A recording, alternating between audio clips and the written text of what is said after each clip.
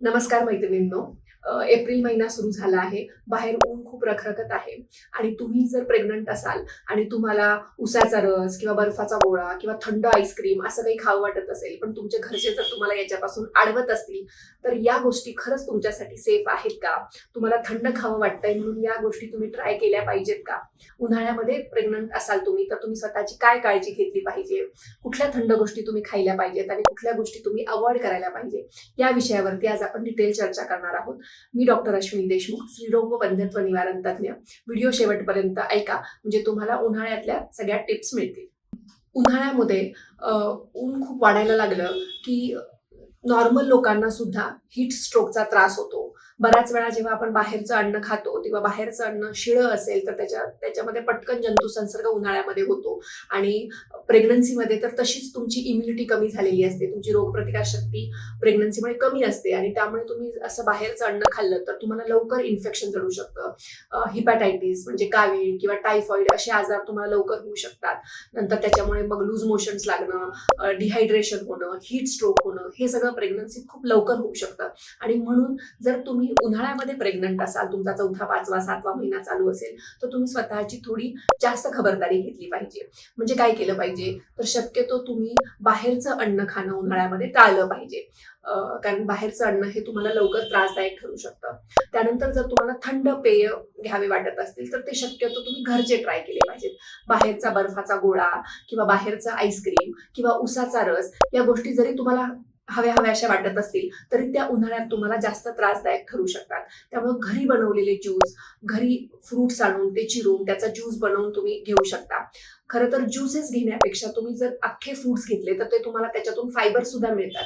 त्यामुळे तुम्ही फ्रुट्स थंड करून फ्रुट्स खाणं, जसं की खरबूज, टरबूज अशा गोष्टी तुम्ही खाऊ शकता, ज्याच्यामधून तुम्हाला पाणी पण मिळू शकतं आणि तुम्हाला डायरेक्टली त्याचा ज्यूस घ्यायची गरज नसते. नंतर उन्हाळ्यामध्ये शक्यतो तुम्ही हॉटेलिंग टाळलं पाहिजे. जेवढं होईल तेवढं तुम्ही घरचं ताजं अन्न खाण्याचा प्रयत्न केला पाहिजे.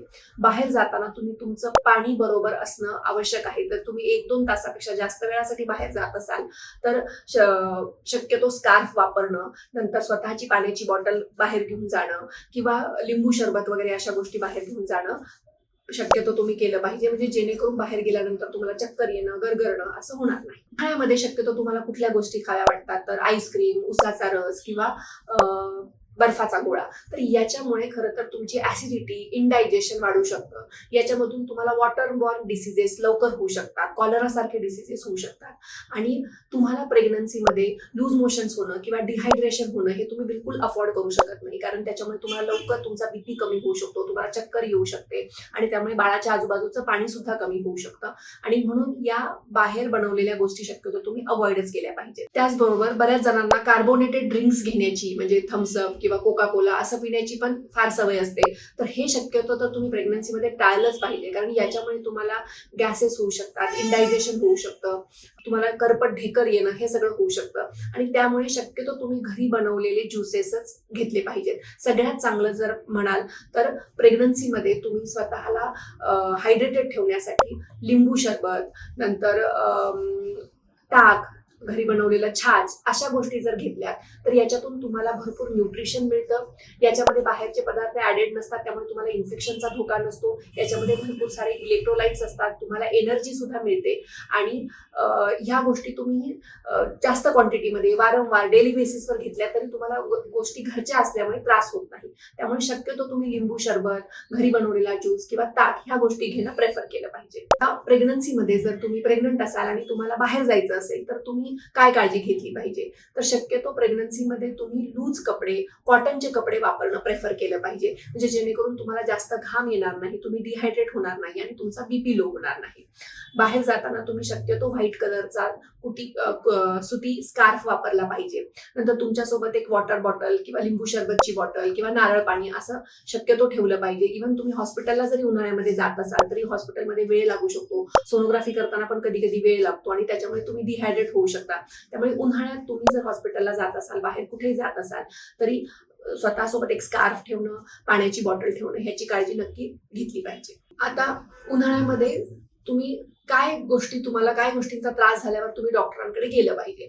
आता बऱ्याच वेळा प्रेग्नन्सीमध्ये चक्कर येणं, गरगरणं हे प्रेग्नन्सीच्या हॉर्मोनल बदलांमुळे होतच असतं.